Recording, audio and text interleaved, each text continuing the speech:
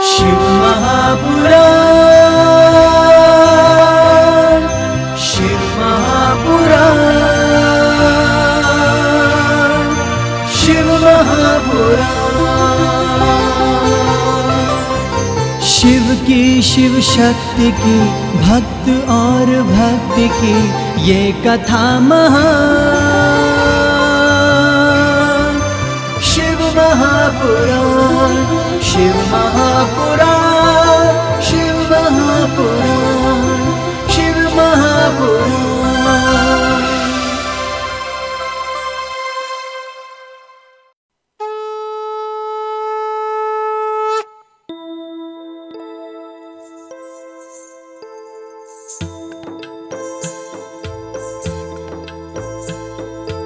ओम नमः शिवाय, ओम नमः शिवाय, ओम नमः शिवाय, ओम नमः शिवाय, ओम नमः शिवाय, ओम नमः शिवाय। सभी श्रोतागण अपने अंतर्मन में परमात्मा का ध्यान करें।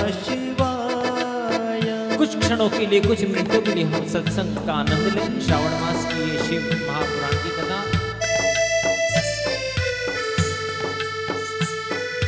जय जय शिव शंभो,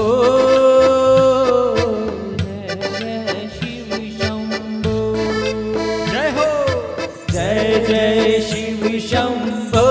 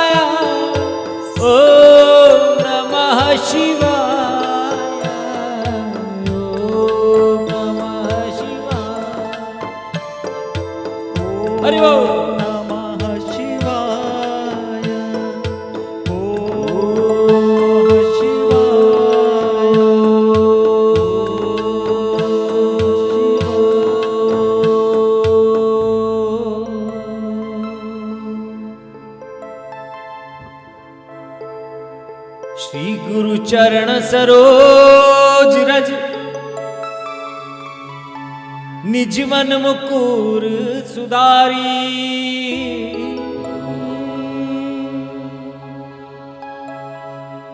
बरनौ रघुवर विमल जसु,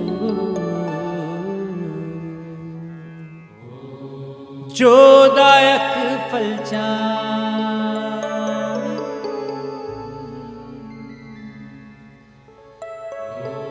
बुद्धिहीन तनु जानिकर, सुमिरो पवन कुमार।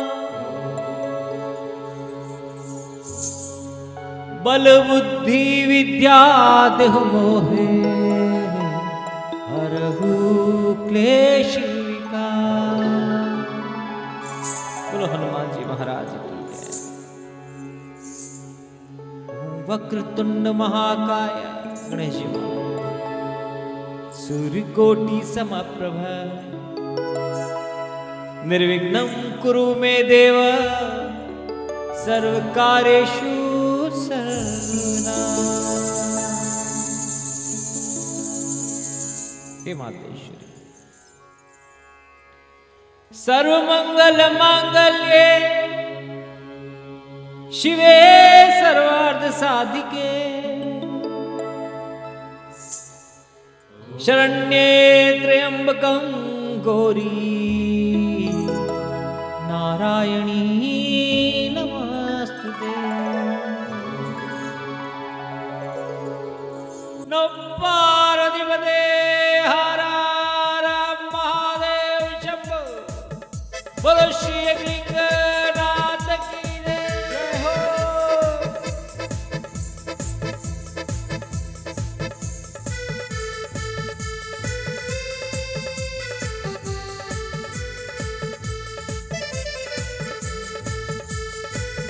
नमः शिवाय ओम शिवाय नमः शिवाय ओम शिवाय नमः शिवाय ओम शिवाय नमः नमः शिवाय ओम शिवाय झूमते हुए परमात्मा भगवान शंकर सदाशिव का शिवाय नमः नमः शिवाय ओम शिवाय अंतर मन में उनकी छवि को मुस्कुराते हुई छवि को अंकित करें प्यारे भक्तों।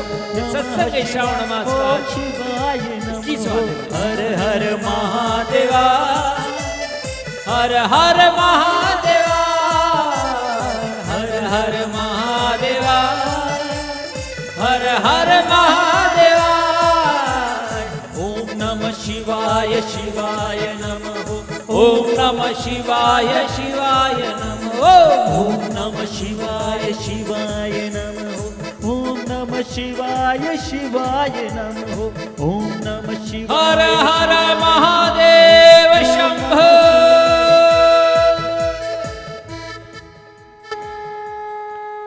बोलो सद्गुरु देव की जय। बोलो श्री हनुमान जी महाराज की जय। प्यारे भक्तों, बहुत सुंदर समय उपस्थित हुआ है फिर से श्रावण मास। श्री शिव महापुराण की कथा, भाव विभोर कर देने वाली कथा का आत्मिक आनंद ले रहे हैं हम। आप सभी श्रोता बंधुओं का बहुत बहुत स्वागत है। चैनल के माध्यम से सुन रहे सभी श्रोता बंधुओं का हार्दिक आभार। प्यारे भक्तों, ये समय जैसे जैसे कम होता चला जा रहा है, 30 दिवसीय शिव महापुराण की कथाओं, ऐसा लगता जा रहा है कि जैसे आगे जाकर कहीं कुछ छूट जाएगा।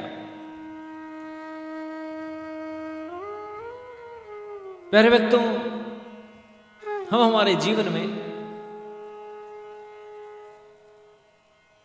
ये जो दिखता है, ये सारा संसार दिखता है, ये हमारा शरीर है, ये दिखने वाला हमारा शरीर हमको दिखता है, परंतु मन तो हमें दिखता नहीं है।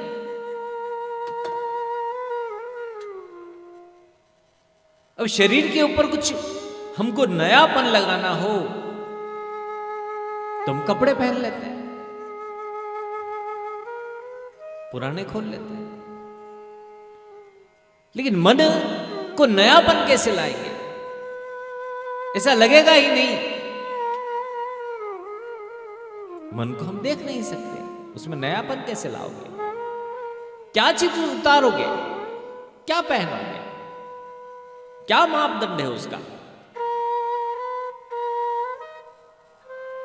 प्यारे भक्तों, एक उम्र के बाद तो मनुष्य एक ही जीवन जीता है, एक ही तरह का जीवन जीता चला जाता है। और एक उम्र के बाद क्या, आज के जमाने में हम अपने ऊपर ध्यान लगाकर देखें कि हम एक ही तरह का जीवन जीते चले जाते हैं, जीते चला जाता है, उसमें कोई नयापन नहीं होता और वो हमारी उम्र घटा देता है, हमको रोगी करता है, हमको क्लेशी कर देता है। और ये जो धर्म कथाएं हैं, ये सत्संग की कथाएं हैं, भगवान की कथाएं हैं, उसमें हमको कुछ नयापन लगता हो न हो, क्योंकि कभी सुनी हो किसी अच्छे अच्छे महापुरुषों की, परंतु जहां पर भी हमें ऐसा अनुभव हो, ऐसी कथाएं सत्संग सुनने से या जीवन में कहीं पर भी, चाहे धर्म से रिलेटेड नहीं हो, ऐसा हमको कहीं लगे कि हमारी धारणा से हटकर कोई सकारात्मक चीज हमको सुनने को मिली है, देखने को मिली है, या हमको लगे कि हमसे कुछ भूल हुई है, कि कहीं हमको पश्चाताप कर लेना चाहिए, उस भूल को सुधार लेना चाहिए, या हमको कभी ऐसा लगे कि कुछ नयापन ऐसा लगे जो हमारे स्वभावगत हमको अच्छा लगता हो, उसमें हमको ऐसा लगे कि हमको खुशी मिलेगी यदि हम इसकी तरह जीवन की धारणा को जीने लग जाएं, ये हमारे जीवन में नयापन लेकर आए, तो उसमें कल कभी मत करना प्यारे भक्तों, तुरंत शुरू हो जाना उस पश्चाताप की भूल को। कल कभी नहीं होता शुभ काम के लिए। और जब भी आप ऐसा कर पाओगे, तब प्यारे भक्तों सच में मैं कहता हूं कि तब आप इस धर्म के सबसे करीब पाओगे अपने आप को। क्योंकि हर सकारात्मक चीज, हर अच्छापन इसके करीब होता है, क्योंकि हमारे आत्मा से जुड़ा हुआ। और इसीलिए तो इस संसार में स्त्रियां हैं, पुरुष हैं, यह अपने आप को उत्सवों से एक्टिव करते थे। इनमें बदलाव उत्सवों से आता था, धार्मिक उत्सवों से आता था, और इनमें संवेदनाएं परिवर्तित हो जाती थी। उनका जीवन उत्साह से भरा हुआ होता था। आज सारा उत्साह खत्म हो गया, सारी संवेदनाएं खत्म हो गई इस भारतीय संस्कृति की। प्यारे भक्तों, ये जो संवेदनाएं हैं वह केवल दो तरीके से ही व्यक्त की जा सकती है। या तो ये आंसू बनकर निकल जाएंगी, या ये मुस्कुराहट बनकर निकलेंगी। एक बच्चे को देखोगे, हमको बहुत खुशी हो जाएगी। वृद्ध को मिलोगे, अपने आत्मीय लोगों से हम खुशी हो जाएगी। ये संवेदनाओं की प्रकार हैं। प्यारे भक्तों, हम अपने आप को देखो, इस संसार, आधुनिक संसार में हर आदमी न तो मुस्कुरा रहा है न रो रहा है। जिसमें संवेदनाएं नहीं हैं, वह तो वैसे भी जैसे कि यदि पेड़ हरा भरा नहीं हो तो वो तो वैसे ही। यहां जो धर्म है, यहां जो संवेदनाएं प्रकट होती हैं, यहां जो धर्म में वो अपने को नयापन लाता है। क्योंकि चाहे दुनिया पूरी हमारी मुट्ठी में हो मोबाइल से, पर तो जब मुट्ठी खुलती है ना, तो हम अपने आप को पाते हैं कि ये हमारा जीवन पूरा भगवान की मुट्ठी में है। और यहां जब धीरे धीरे जैसे ही परमात्मा के प्रति प्रेम, या हमारे अच्छे लोगों के प्रति प्रेम, या सकारात्मक भावनाओं से जुड़ाव, या सही धाराओं का मन में विकास होना, या अच्छा उद्देश्य ले लेना, चाहे धर्म नहीं हो, कोई अच्छा उद्देश्य ले लेना अपने जीवन का, वो हमको जब अच्छा लगने लगा, तो वो तो हमारी मूल प्रकृति है, परमात्मा के पास और अच्छा ही है। इसीलिए कहा गया है ना, परमात्मा के प्रति प्रेम, अच्छा सकारात्मक ऊर्जा को ग्रहण करने के लिए मंदिर जाओ, या अच्छे लोगों के साथ रुको। ये परमात्मा के माध्यम है।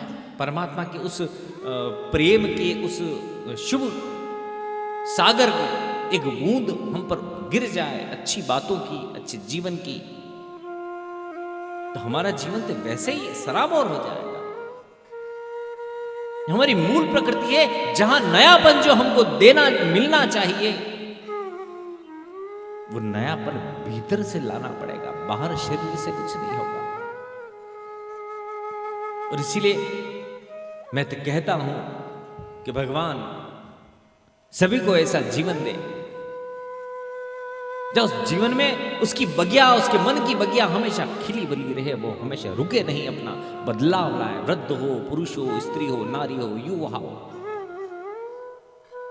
और ऐसे बदलाव लाने के लिए हमको सतत प्रयास खुद को करना पड़ेगा, समय देना पड़ेगा, ऐसी सार्थक जगहों पर समय देना पड़ेगा जो हमारे मन में बदलाव ला सके, जो हमको ध्यान हमारा संसार की तरफ ला सके और उस ऊपर वाले की ओर ला सके, ताकि हम यहां हमारे लिए, हमारी संतति के लिए, हमारे समाज के लिए, यहां तक कि देश के लिए भी उपयोगी बन सके। अरे परमात्मा की शरण में, परमात्मा की कृपा की बूंद गिर जाए ना, तो ही काफी है। तू प्यार का सागर है, तू प्यार का सागर है, तेरी एक बूंद के प्यासे हम, लौटा जो दिया तूने चले जाएंगे जहां से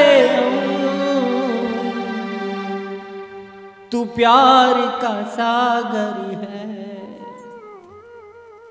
जब सबसे ज्यादा अपनापन हो वहां तू शब्द आता है। जब संबंध बनाकर तू कहते हैं ना तो वहां से प्रेम उमड़ता है। बना लो कोई संबंध परमात्मा से, जीवन सार्थक हो जाएगा। आप सभी का बहुत बहुत स्वागत है प्यारे भक्तों।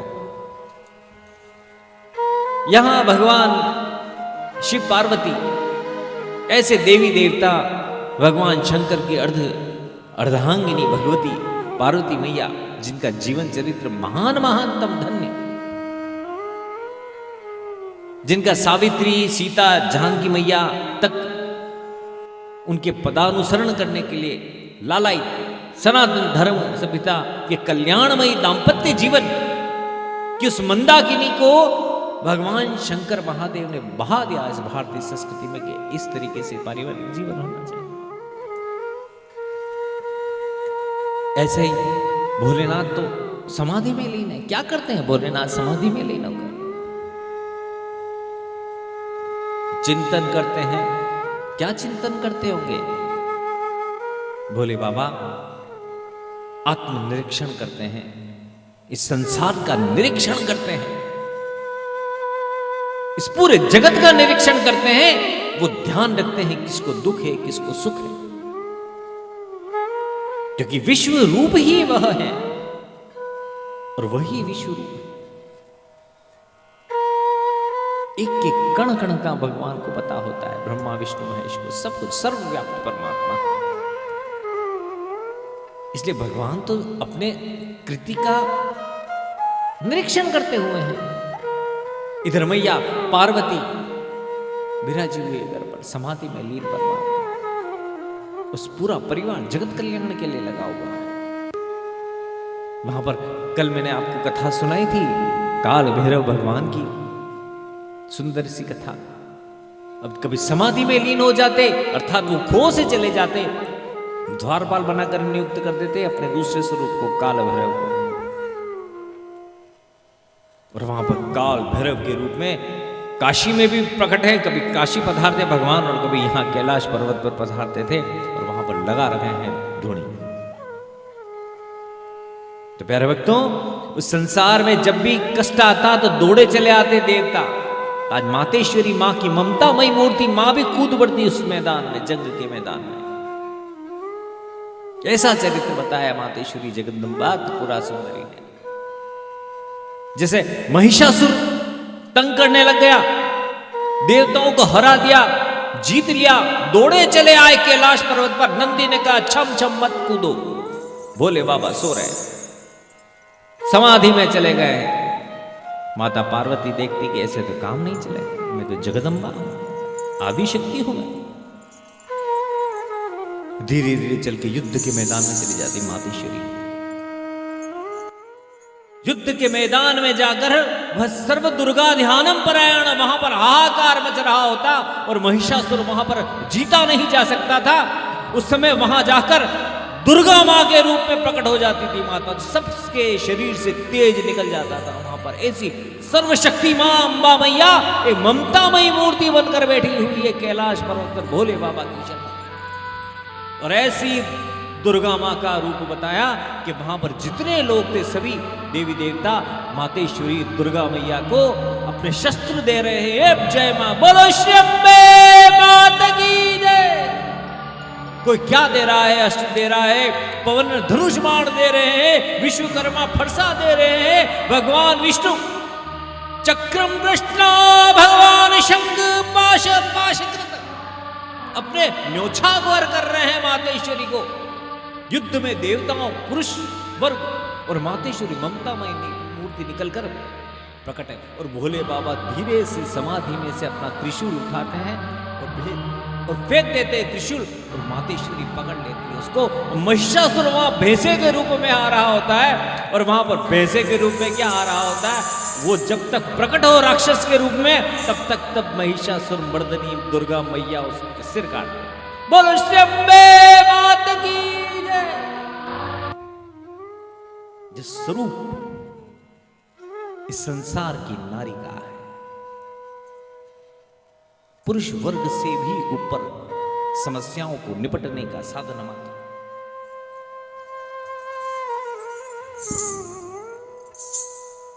ये जो सारा परिवर्तन कर सकती है संसार में, भारत की नारियां कर सकती है। और ऐसा ही कभी कार्तिक की पुकार पर, कार्तिक अंतर युद्ध देवताओं के सेनापति थे कार्तिक स्वामी, दूसरा नाम था स्कंद कुमार उनका।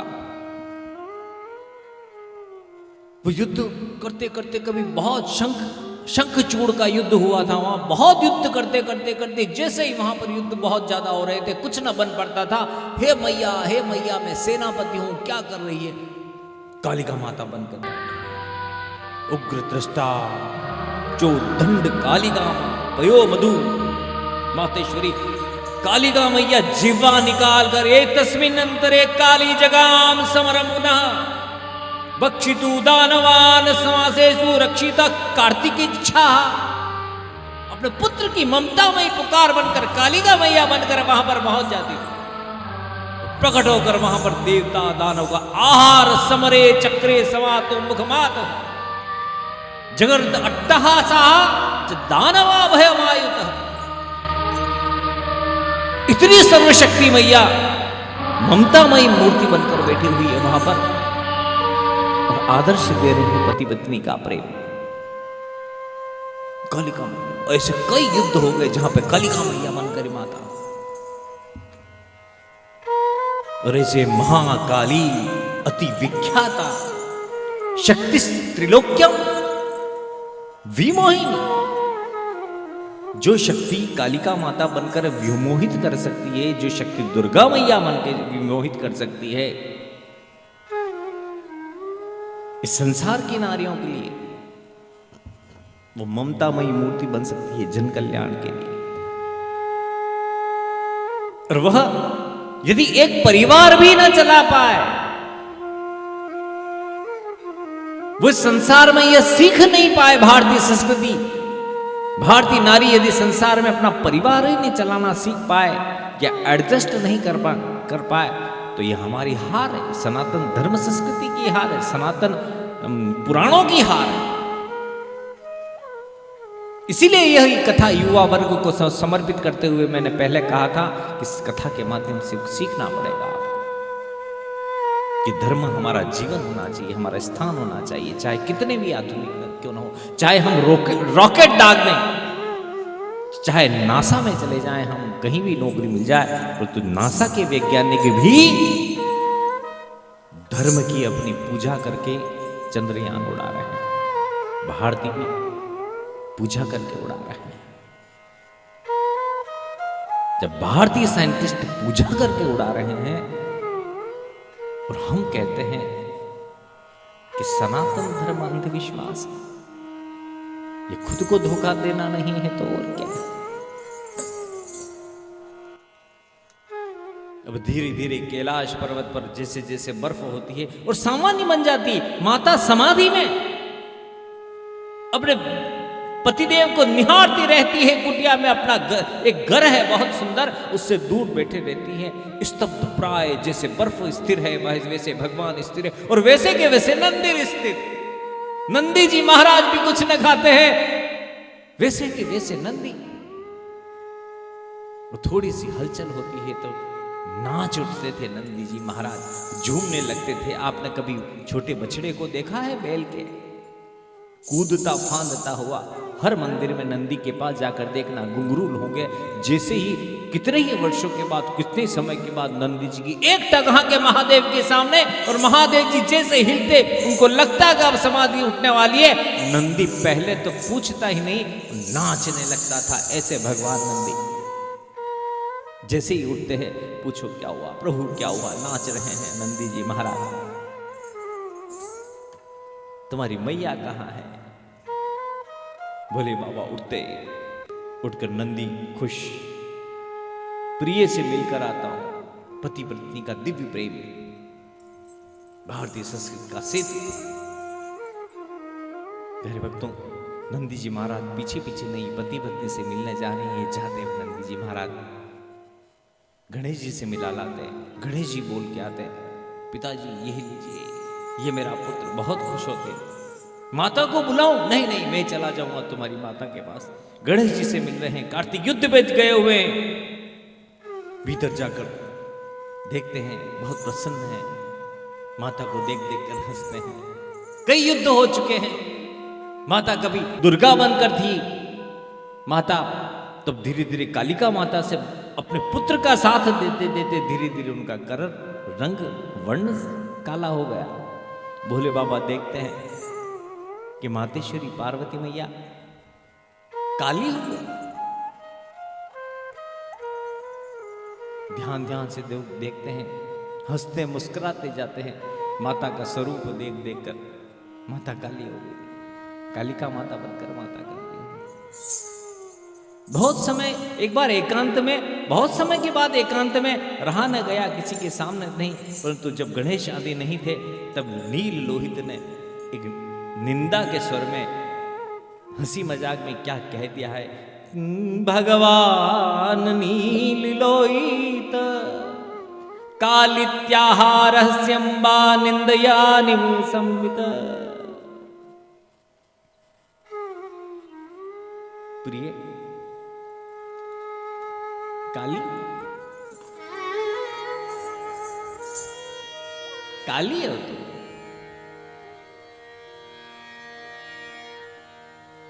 बार बार इस प्रकार चिढ़ाने से कि देखो काला और गोरा में क्या फर्क होता है, देखो बर्फ अच्छा थी, ये सफेद है, ये काला है। भगवान महादेव का ये रूप देखकर उसकी आंखों में से जर पड़े थे उस समय कि मुझे छेड़ रहे हैं, चिढ़ा रहे हैं, मैं काली हूं। एक बार हो, दो बार हो, नित्य काली कहते हैं, रंग भेद बता रहे हैं मेरा। एक बार आंखों में आंसू भरकर उन्होंने की क्या ईदृशे मम वर्णास्मिन् रतिर्भवतो अस्ति चेत्।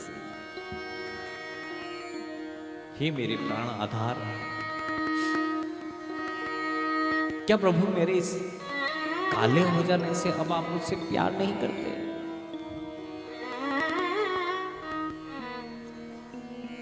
मैंने तो प्रभु आपको तपस्या से प्राप्त किया है। उस तपस्या, मैंने क्या सोचा था? मैंने ये सोचा था कि तपस्वी को तपस्या से प्राप्त किया जा सकता है, परंतु आज आपका व्यवहार देखकर मुझे ऐसा लगता है कि आप मेरे वर्ण पर जा रहे हैं। और यदि ऐसा ही था तो आपने मुझे कह दिया होता, इतने समय से आ रहे हैं। वर्तमानापि कथम नरम सेवय। आप मुझे प्रसन्न करने के लिए अरुचि से ही मेरे से क्यों प्रेम जता रहे हैं?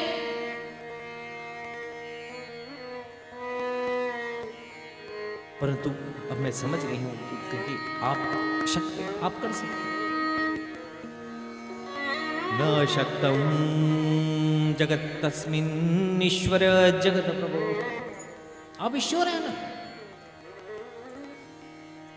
मैंने मन ही मन विचार कर लिया है कि आप मुझसे प्रेम नहीं कर सकते, क्योंकि यदि आप मुझसे प्रेम करते तो आप हास्य में भी मुझे काली नहीं कहते, काली करके नहीं चिढ़ाते। क्योंकि मैं जब गोरी थी तब आप मुझे इतना प्यार करते थे। अब मैंने भी ऐसा अनुभव किया है कि मेरे पास अधिक दिन रुकते नहीं, काली हो गई। और उस समय बहुत समय तक विचार करते हुए, अपने मन की भावनाओं को मन में ही दबाते हुए, माता ने मन ही मन विचार कर दिया कि जब मेरे पति को मेरा वर्ण पसंद नहीं है तब मुझे जीवन में या तो नहीं रहना है, या मैं तपस्या के माध्यम से मेरे वर्ण को परिवर्तित करने का प्रयास करूंगी। वर्णांतरम भजिष्यति या भजिष्यामि च वा स्वयं। या तो स्वयं को समाप्त कर दूंगी। काला रंग मुझे यदि पति से दूर करता है तो मुझे या तो काला रंग हटाना पड़ेगा। और एक दिन जब उत्थाय शयना देवी अनुमतिर्भट्टस्तपसे कृत निश्चिता, न जाने क्या सूझा, माता काली काली सो हो गई थी। उस समय माता को क्या पता क्या सूझा कि उन्होंने भोले बाबा वहां तपस्या कर रहे थे, उनको ध्यान भंग कर दिया। भोले बाबा मेरे प्राणनाथा क्या हुआ?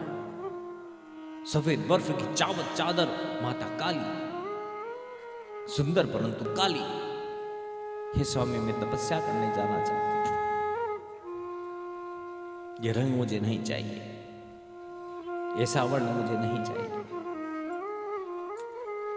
और वहां पर जब प्रेम में बाधा पड़ी है ना थोड़ी सी भी भोलेनाथ के, तो भोलेनाथ खड़े हो गए। और वहां पर भोलेनाथ खड़े होकर कहने लगे, हे प्रिय, अरे मैंने तो बहुत खेल खेल में की थी बात,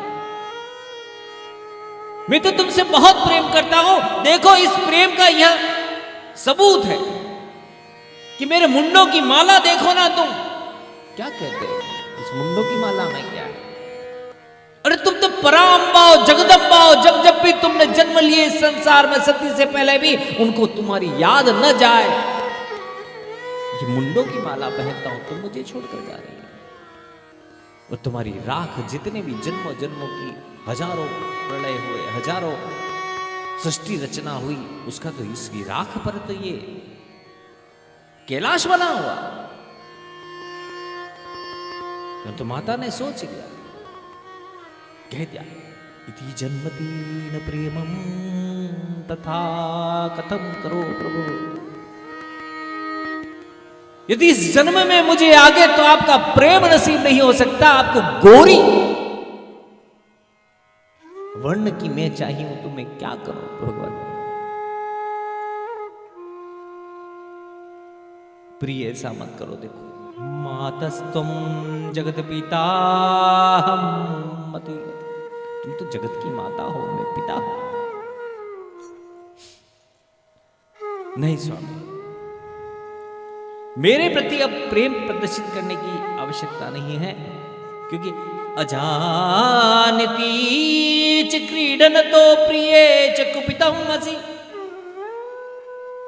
अरे जो अनजान में भी नहीं कहे उसको कहते हैं प्रेम। आपने तो मुझे कितनी कितनी बार काली काली कहकर चिढ़ा दिया।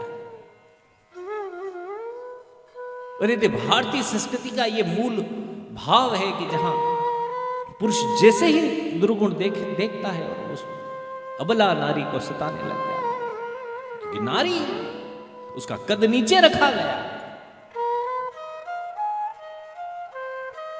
यहां प्रेम नहीं, या हमारा भारतीय संस्कृति धीरे धीरे व्यापार पे हो जाए, और ये महापाप हो जाता है। और इसका कोई मार्ग नहीं है। प्रेम ही वह मार्ग है कि प्रेम ही यह कर सकता है। ऐसी भारतीय नारियों की सुरक्षा प्रेम ही विजय प्राप्त कर सकता है। यहां इस लीला में बताया है कि तपस्या के प्रभाव से भगवान को उन्होंने पाया था। और कहने लगी कि हे करुणा के सागर, हे प्राण आधार स्वामी, मेरे तुम्हें अप्रिय ये काली मां युक्त शरीर को मैं तपो योग से छोड़े बिना कभी भी मैं घर लौट कर नहीं जाऊंगा। ये अपना काला काला मुखड़ा मैं आपको जीवन भर नहीं बताऊंगी प्राण प्रिय, क्योंकि मैंने सुना है कि काली स्त्री कभी अच्छी नहीं होती। ये भारतीय नारियों का दर्द है। जो बदसूरत नहीं हो उसको सताया जाता है। और यही परंपरा तो सिखानी है आगे की संस्कृति को, धर्म। ये जो दाम्पत्य जीवन है वह लाभ हानि का सौदा नहीं है, वो तो जीवन है, उसको तो जीना चाहिए। वो तो माध्यम है। स्त्री में करुणा होती है, पुरुषों में पुरुषार्थ होता है। ये भक्ति मार्ग ऐसा ही है। भक्ति में एक नाविक है, एक नौका है। पुरुष नाविक है, नौका है स्त्री।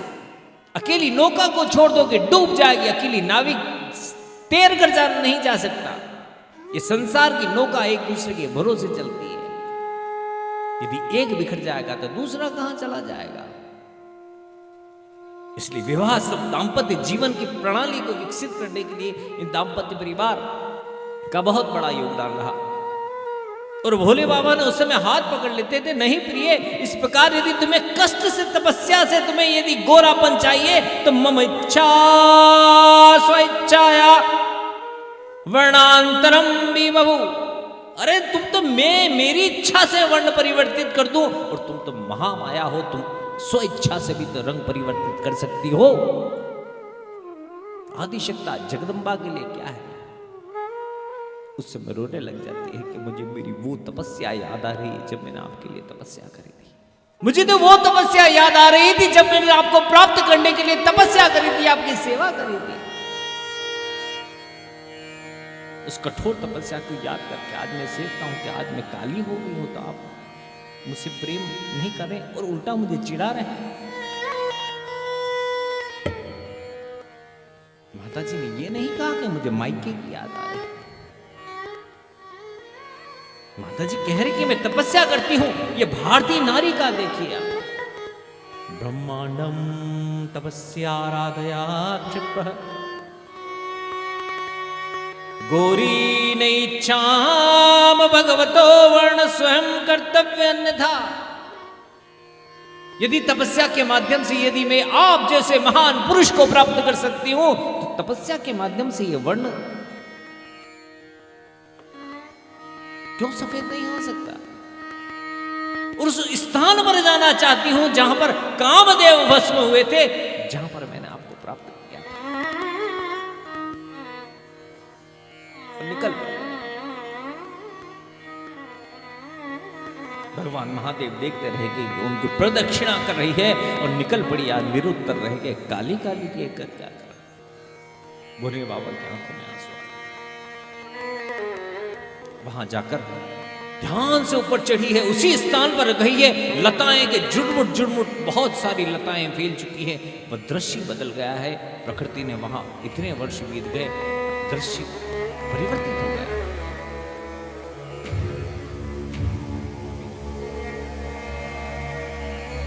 आभूषण उतार कर स्नान करके पवित्र हुए हैं।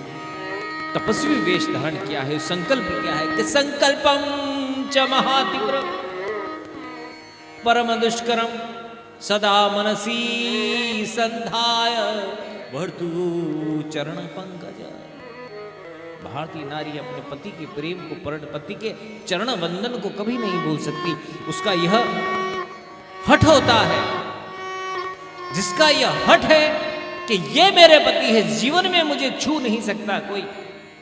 आज के पुरुष समाज को अवश्य चाहिए कि वह पति पत्नी व्रत धर्म का पालन करे। भारतीय नारी वह है जो सारा जीवन दे देती है अपने परिवार के लिए। इधर जब पता पड़ा हिमालय के ऊपर आई है उनकी बेटी, हिमालय जी दौड़ कर आए, मैना दौड़ कर आई है।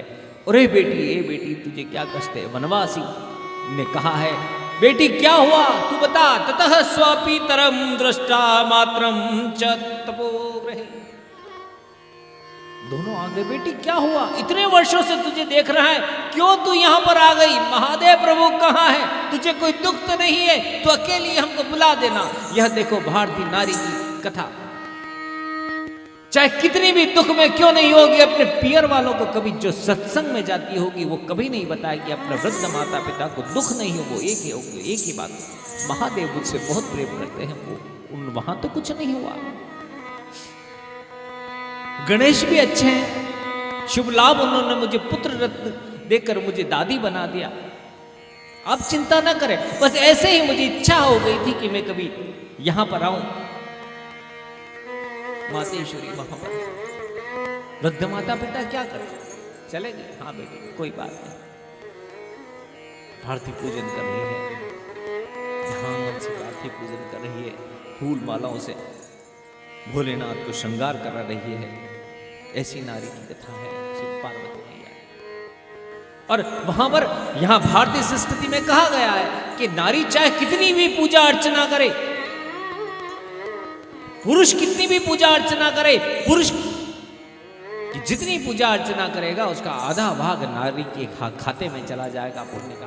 परंतु नारी जितनी भी पूजा करे उसका कुछ भी उसके पास नहीं जाता, पति के पास। वो इसलिए नहीं जाता कि उसका वो अपने लिए कुछ करती नहीं, अपने पति के लिए ही कुछ करती है, अपने परिवार के लिए ही जाती है, 100% परिवार के लिए करती है, खुद का कुछ नहीं है।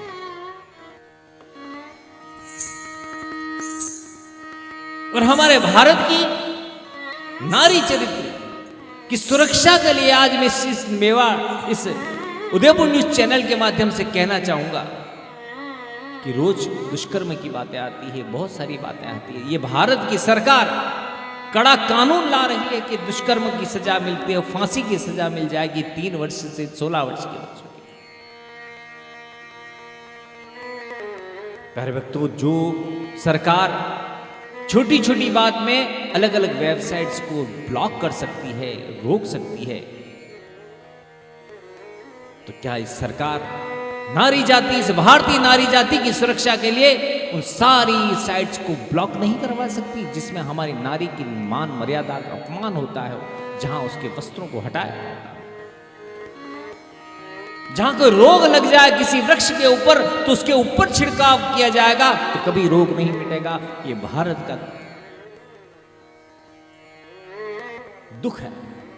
यह सब लोगों को खड़ा होना पड़ेगा। और जिस दिन हमारे यहां पर ये बाहर से आने वाली गंदगी हट गई, उसके कुछ समय के बाद आप स्वतः ही 5-7 साल के बाद स्वतः ही दुष्कर्म की घटनाएं कम हो जाएंगी।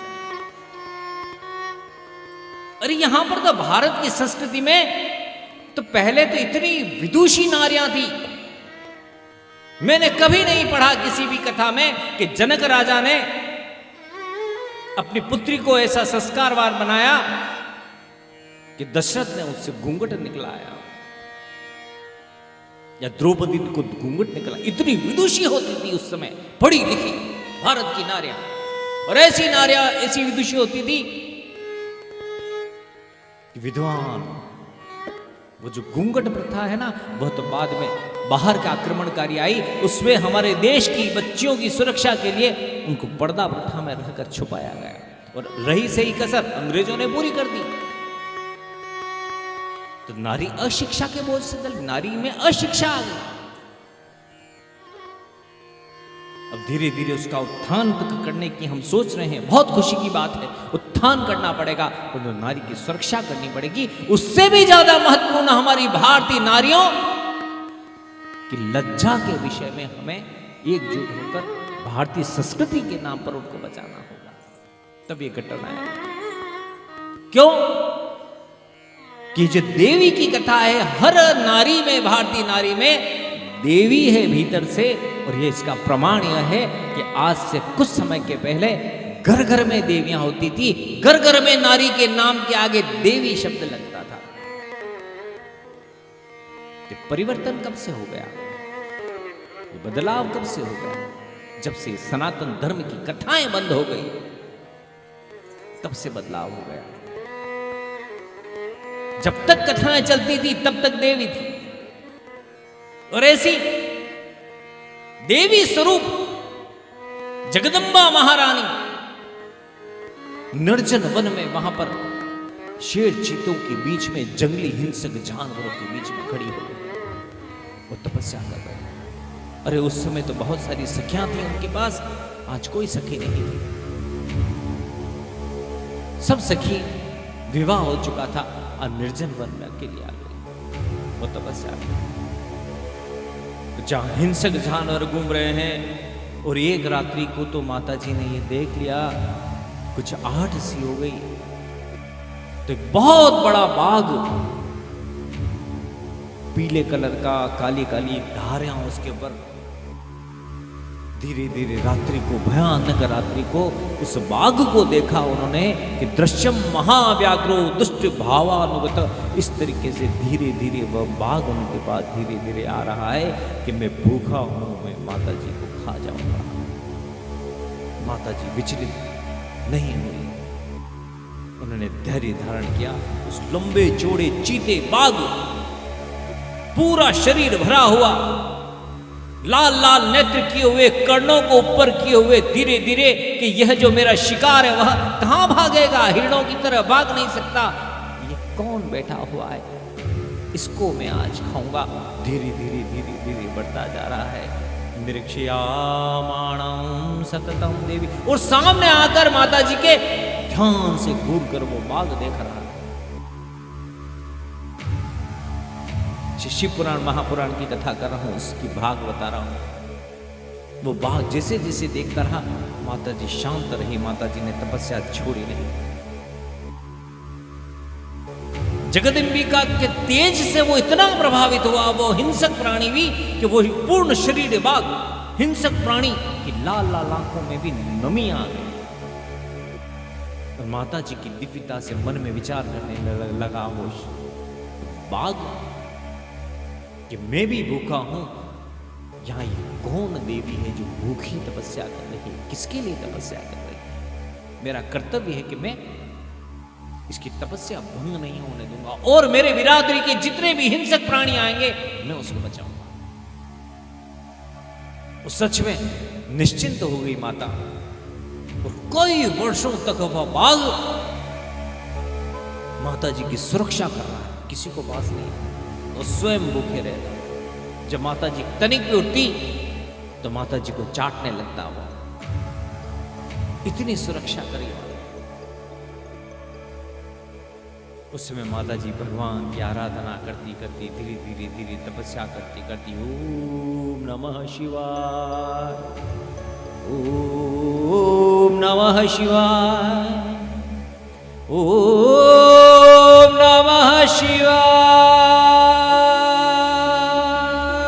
ओम नमः शिवाय। प्राणों से प्राण लगाकर, हार लगाकर वहां पर ब्रह्मा जी तक आवाज पहुंच गई। ब्रह्मा जी नीचे आ गए, प्रकट होकर दर्शन करने लगे कि सुनो, तुमसे बात करना चाहता हूं, क्यों तपस्या करी? मातेश्वरी ने ध्यान भंग किया। मातेश्वरी जी ने ध्यान भंग हुआ मातेश्वरी का, और मातेश्वरी ने पधारो, वंदन है आप। हे देवी, आप क्यों तपस्या कर रही हो? हे ब्रह्मा जी, काली मां मुझे खा गई है, मेरे पति का जब मुझे प्यार नहीं मिलता तो मैं इसको छोड़ देना चाहती हूं। सत्तुम विदानेन गोरी भवितु सहे, मैं गोरी होना चाहती हूं, श्वेत होना चाहती हूं। ब्रह्मा जी बोले, ये तुम क्या कह रहे हो? इसमें महादेव जी की कोई गलती नहीं। अरे मैं ही गया था महादेव जी के पास कि निशुंभ और शुंभ नाम के दैत्य मुझसे वर पाकर ये वर मांग बैठे हैं कि उनकी मृत्यु होगी तो जगदम्बा की शरीर की त्वचा से उत्पन्न हुई कन्या के हाथों होगी। और मैंने उनको कहा था कि जगदम्बा और तुम्हारा तो दाम्पत्य जीवन धन्य है, कुत्सित है ही नहीं, दूषित है ही नहीं, तुमसे कैसे कन्या प्राप्त हो करूं? और भगवान ने तो लोक कल्याण के लिए ऐसा किया था कि तुमको काली कहकर चढ़ाया था कि तुम तपस्या।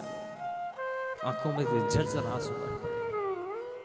जिसका पति भोलेनाथ हो, जो खुद दर्द में सहन कर ले, जो जहर भी ले जन समाज के लिए, प्रेम वश होकर उनको पता था जगदम्बिका का कुछ नहीं हो सकता। हे देवी, आप कृपा करो, आपके इस शरीर का ये त्वचा कोश मिटा दो। मातेश्वरी तुरंत खड़ी हुई, तथास्तु कहा, और उस समय धीरे धीरे देखते ही देखते त्वचा कोशम सहस उत्सृज उत्सृज तदीनाम काली मां। वो कालिका माता का जितना भी त्वचा कोश था धीरे धीरे धीरे उतर के नीचे उतर गया। उस श्वेत सुंदरी निकल कर आई, बोलो शंबे मात की जय। इतना धवल सौंदर्य की प्रतिमूर्ति माता निकल कर आई है। और वो जो काली मां का जो त्वचा कोश था वो धीरे धीरे उसमें से कन्या निकल कर आई है, हाथ जोड़ कर आई है कि ब्रह्मा जी, मेरे जन्म को पाकर धन्य हो गई हूं, मुझे जहां जाना ले जाना चाहते हो ले जाओ। और भगवान ब्रह्मा जी उस त्वचा कोश से निकली हुई इस कन्या को निशुंभ और शुंभ को मारने के लिए ले गए। और यहां तुरंत उसने आभूषण जो वस्त्र पड़े थे पहने घोरी मैया हो गई और दौड़ पड़ी है मैया बाबा के पास, अपने मैया बाबा के पास, हिमालय हिमालय और मैना के पास। बहुत खुश हो गए सभी लोग, वहां आकर सत्कार किया उनका कि तू बहुत सुंदर है, इतनी सुंदर थी, तुझे क्या हो गया था?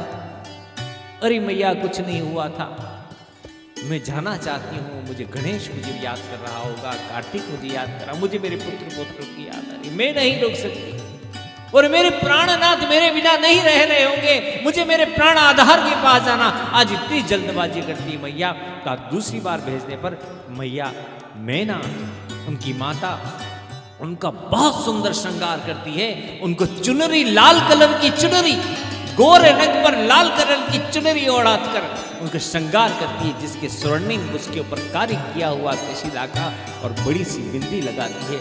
16 श्रृंगार में गोरी मैया। बोलो अम्बे मात की जय। ऐसा सुंदर श्रृंगार करके कहती है मैया कि मैं रथ मंगाती हूं। तुरंत याद आता है मैया को अपने जो गहने पहने होते, बहुत सारे गहने अपने परमात्मा भगवान को याद कर रही होती। उसे याद आता है कि वह जो बाघ था जो मेरे बिना नहीं रह सकता, वो कहां गया। माता अपने साथ पिता को लेकर वहां पर ऊपर जाती है, फिर से कैलाश पर्वत पे जहां पर तपस्या। वो बाघ कहां गया जिसने इतने वर्षों तक मेरी सेवा की, सुरक्षा की? ना जाकर वो बाघ मिलता ही नहीं। दुखी हो जाती है माता। हिमालय कहता कि मैं इस बाघ से मिले बिना नहीं जा सकता, इसने मेरी बहुत सेवा की। जब मैं नितांत अकेली थी तब यह जो बाघ था, पूर्ण शरीर, हष्ट पुष्ट पीले रंग का बाघ, जिसके ऊपर काली काली धारियां बनी हुई, बड़ी बड़ी आंखें, स्वस्थ शरीर, पंजे मोटे मोटे, हिंसक, परंतु मुझसे प्रेम करता था, मेरी सुरक्षा करी थी, उससे मिला। वो कहां गया? सच में वो बाघ दुखी हो गया था, माता को पाकर भटक रहा था वन वन। उसने पवन देव का आह्वान किया कि हे पवन, तुम तो सब ओर जा सकते हो, कण कण में जा सकते हो, हे पवन इस वन में पता लगा कर आओ कि वो बाघ कहां गया जो यहां आता था। पवन देव ने कहा, माता आप क्यों? कि तो वो तो हिंसक प्राणी है, वो तो दुष्ट प्रकृति का, उसने जीवन भर खाया है हिंसक प्राणियों को, निरीह प्राणियों को खाया। माता जी कहती नहीं, उसने मुझे हर्षितम मत सेवया दृश्य किम वे भगवा भवता शार्दुलम मद उपाश्रय। वो एक बार मेरी शरण में आया और शरण में ही रहा। उसकी नेत्रों से, आंखों में से आंसू झरते हुए मैंने देखे हैं। वो मुझे स्वामिनी के भाव से देखा करता है, मैं उसको छोड़कर यहां से नहीं जा सकता। और अंतर मन से उसने, मातेश्वरी पार्वती मैया ने उस लाल जोड़े में उस बाघ का आह्वान किया, बाघ को पुकारा तो दौड़ा चला आया वह बाघ और सामने प्रकट होकर माता जी को चाटने लगा। शिव पुराण की कथा कर रहा हूं मैं आपको। माता जी की भी आंखों में आंसू आ गए। अंतर मन से उस बाघ को मातेश्वरी ने अंतर मन से वार्तालाप की। उस बाघ को एक ही बात कही कि तुम मेरे घर चलेगा क्या? ये मेरा मायका है, मेरा घर, तू कैलाश पर्वत है, तू मेरे घर चलेगा क्या? इसे प्रेम भरी बात सुनकर वो जो बाघ था, वो बाघ कहा कि चलूंगा भैया। और उस बाघ ने अपनी पीठ पर त्रिपुरा सुंदरी जैसी सुंदरी मैया को बिठाया है। श्वेत पर्वत बर्फ से ढके हुए पीले कलर का बाघ, काली काली धारियां, जगदम्बा मैया गौरी, सर्वांगीण सुंदरी, चुनरी ओढ़ी हुई है लाल लाल। वहां पर बाघ को लेकर रमण करते करते महापूज्य सब लोग देख रहे हैं, दर्शन कर रहे हैं, जयकार कर रहे हैं। उन्होंने कहा कि गणेश जी आए, मैया तो इतने स्वरूप में आई है, इतने अच्छे सुंदर स्वरूप में आई है। पास जाकर वहां तुम्हारे बाबा कहाँ है? द्वार पर अपने बाघ को रख देती है, बाहर के तुम रुको, मैं मिलकर आती हूँ। भीतर जाकर देखते हैं तो भगवान भोलेनाथ उसकी प्रतीक्षा कर रहे हैं। गले से लगा देते हैं भोलेनाथ, चरणों में गिर जाती है। मैं कितनी सुंदर तो लग रही हूं ना, मैं गोरी हो गई हूं।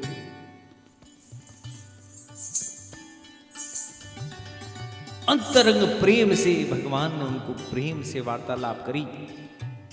उसने एक ही बात कही कि हे भोले बाबा, हे मेरे प्राणनाथ, मैं कुछ कहूं?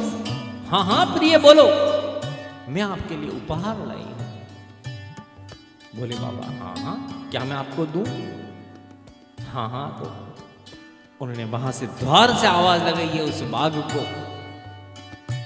तो बाघ भीतर आया है भोलेनाथ के दर्शन करने के लिए, चढ़कर आया है। भोले बाबा देखते हैं बाघ कुछ नहीं बोलता है, भोले बाबा भी कुछ नहीं बोलते हैं, जब तक कि उनकी सहमति नहीं हुई। मातेश्वरी ने कहा कि इतना विशाल बाघ, स्वदेशम परित्यज्यम प्रसादार्थ समागमत, यह जो है ये अपना देश छोड़कर मेरे विश्वास से यहाँ आया है, इसे आप स्वीकार करिए। ये जब भी हम यहाँ पर भोजन कर रहे होंगे, जब यहाँ खाना बन रहा होगा, जब आप यहाँ भीतर घर में विराजे होंगे, तब आपको यह कोई तकलीफ नहीं देगा। तब मैं इसको आज्ञा दे दूंगी, बाहर इसको मुझे कृपा करे, मुझे अपने पास रहने दीजिए। भोले बाबा प्रसन्न हो गए, जो इच्छा। और तब से वह जो शेर था, वो जो बाघ था, मातेश्वरी का वाहन बन गया। बोलो अम्बे मात की जय। ऐसी अम्बा मैया की कथाएं कल से और करेंगे प्यारे भक्तों। जिस परिवार में जहां मुशकराज भी रहते हैं, जो सांप भी रहते हैं, जहाँ नंदी जी महाराज रहते हैं, जहाँ ये बाघ रहता है, जहाँ भोलेनाथ की कथा सुनते रहिए, सुनाते रहिए। हम भगवान मातेश्वरी का एक सुंदर सा भजन आरती के रूप में गुणगाना कर आज कथा करते हैं। जय अम्बे गौरी ओ मैया, जय श्यामा गौरी, तुमको निस दिन ध्यावत, तुमको निस दिन ध्यावत, हरि ब्रह्मा शिवरी अम्बे गौरी। मांग सिंदूर विराजन, टीको मृगमद को, ओ मैया टीको मृगमद को, उज्ज्वल से दोई नैना, उज्ज्वल से दोई नैना, चंद्र बदननी को, ओम जय अम्बे गौरी। कनक समान कलेवर रक्तांबर राजे, ओ मैया रक्तांबर राजे,